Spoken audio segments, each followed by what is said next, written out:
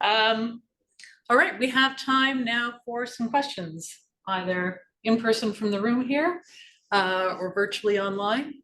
And I have a hand up in the room here. Do you have anything there, Joanne?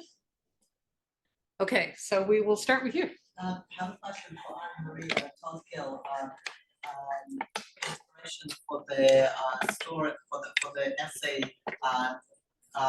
is the trees, and my question is was she consciously following the model of creative nonfiction that's been around like for around 100 years? That's the writing starts with the objects, like any object, and builds on the association with this object. Is that audible for you, Anne-Marie, there? It broke up a fair bit, so if you could I think I can recap. Correct me if I don't have this correct in full, but the question is around that the inspiration for the essay is obviously the tree, and it's a question as to whether you're deliberately following a creative writing, or sorry, a creative nonfiction model that often starts with like an object. And I think it was coined. I can't remember the name of the writer. The writer who wrote about the puzzle. She started with the puzzle, and that's how she told the story of her family. They started with the puzzle, and that's what they taught us in the creative writing class. Okay, that's how the convention was coined. Yeah. So that one starts with an object, and that the sort of essayistic story that's being told then sort of opens up from that object. And apparently the thinking is that there was somebody who originated this style of writing in a piece that started with a puddle. I don't know if anybody out there or in here knows what that puddle story was. I don't. So the question is this the model you're taking, Anne-Marie, to start with an object and then— I don't have a method and I don't have a model. I follow my nose. I don't know what the heck I'm doing. but that description makes me think a little bit of Italo Calvino, who can write an essay that goes to highly unexpected places, beginning with a simple thing. One of my favorite essays is his piece called, I think it's La Poubelle Agréée, and it means the common garbage pail. It's about taking out the garbage in Paris, and it has to do with his own domestic life and his role within the family, and interconnectedness with society and all the detritus of our lives, and so on and so forth. So I don't know, I mean, maybe something of that sank in, but I really just follow my nose when I write. There's nothing terribly deliberate about it, at the beginning at least. That's probably reassuring for many of us to know.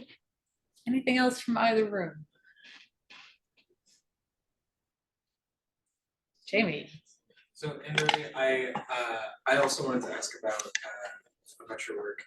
I was curious if there was anything that you had left out of this story. As you said, your process is more like following your nose. So I'm wondering if it ever took you somewhere that you had to cut off. Oh, wow. Yeah, I struggle with that a lot. Usually when I'm writing a piece that has a terrifying tendency to bifurcate, and I don't necessarily know how many pieces I've really got.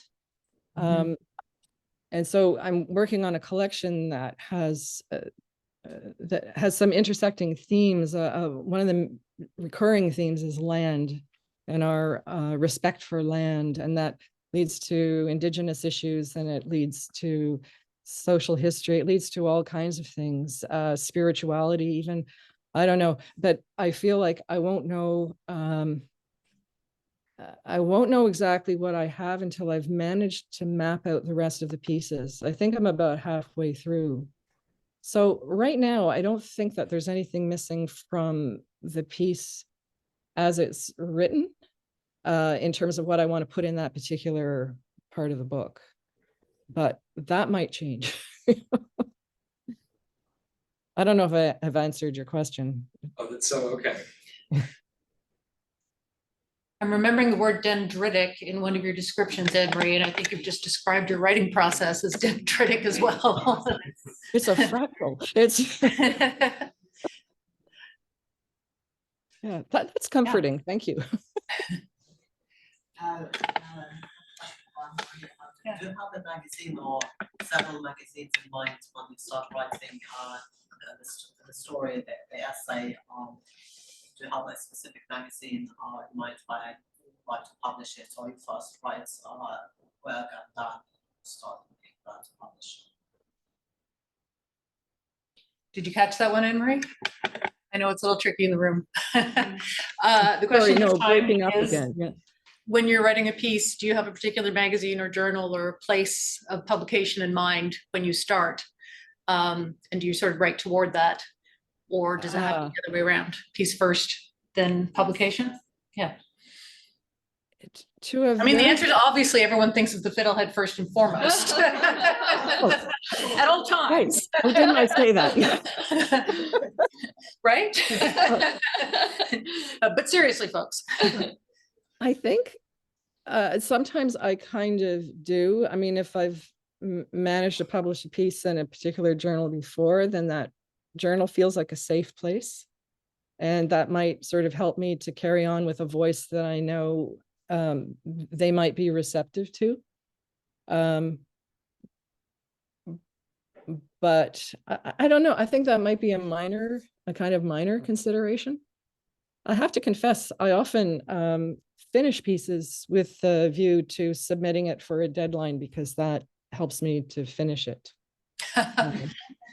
But I don't think that distorts the way I write it.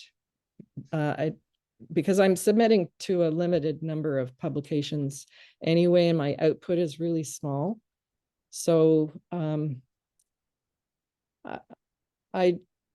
often wonder, who's my ideal writer? Who am I writing for? But I don't know. I'm just writing for some imaginary person who will listen to me. So. And here we all are. Yeah, here you are. Well, some of you. I mean, maybe we're not all here for me. So I have no illusions. Sue, there's a question for Melody's son from Emily. Melody, did the inspiration for your story and specific details related to the lockdown come from your own experience?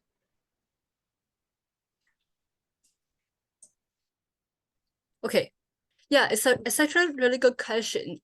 So the inspiration actually came from my mom's coworker. He told my mom that he was really bothered by his wife during the lockdown because she had like all those very strict cleaning, like, the rules.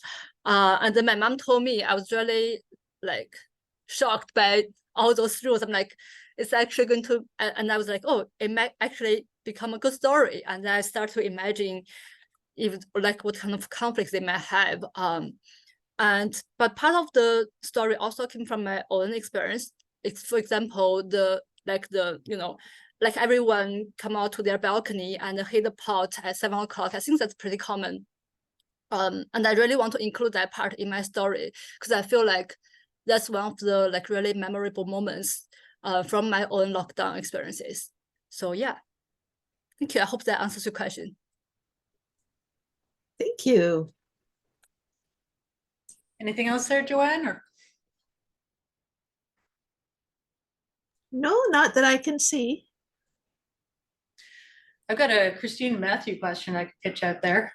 Do you want to come back up, Matthew, so that you can like get heard and seen when you answer this one? But it's I know you don't want to be seen. I was just thinking about how you didn't want to repeat the word reimagining, and that you're both, reimagining text in various ways. And could you maybe each talk about the the limits and the possibilities that comes of, working with an established text or story. And I'm getting out of here. Christine, you have to go. Oh gosh. I don't know what I have to say about the limits and possibilities. I mean, I guess they kind of come hand in hand with what I'm doing. I'm trying to stay true to I guess the plot that exists in some of the Bible stories that I'm exploring, but I'm looking at it through a different lens. And the lens that I'm looking at it is mostly feminist. And it's placing these characters in a modern, contemporary environment and seeing what that might look like. Taking them out of their original context, putting them into a new context, but staying true to, so what happens to them still happens to them, but now we're kind of looking at it from a different lens, I guess. So I guess the limitations that I have placed upon myself are that I am staying true to the plot, but open to kind of the emotional runaway that can happen when you are allowed to speak as someone who is traditionally not allowed to speak in a patriarchy. Emotional runway is a great phrase.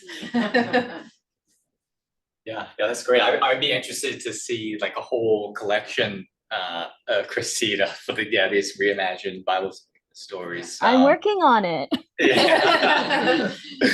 So I think there's some rich, material and really interesting ways that you're taking it. Yeah, for me, I didn't necessarily set out to write this book, but I was really enjoyed the process because of the limits put on it. So limits based in vocabulary, just based in, it's a very slim volume, based in topic.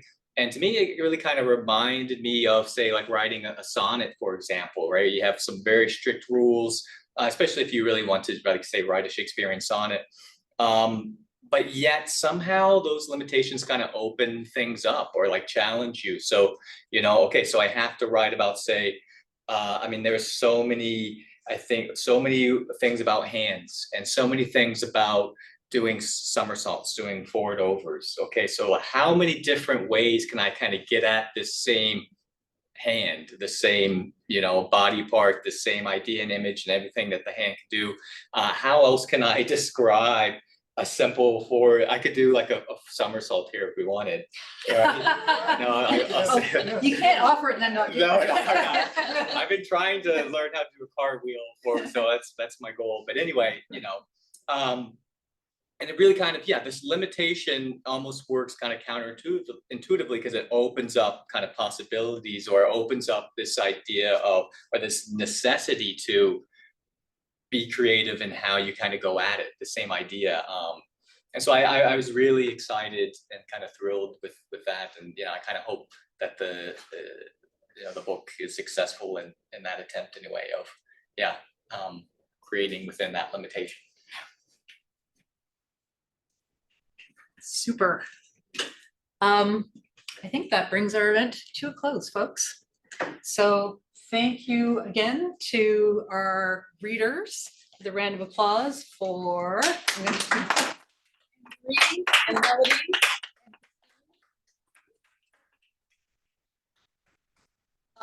Thank you to everyone who has attended in person and virtually.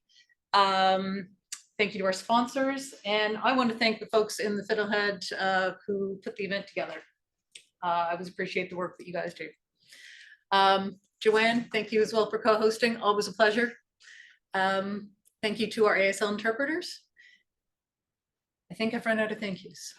So good night, everyone. We hope to see you at the next launch. Thank you.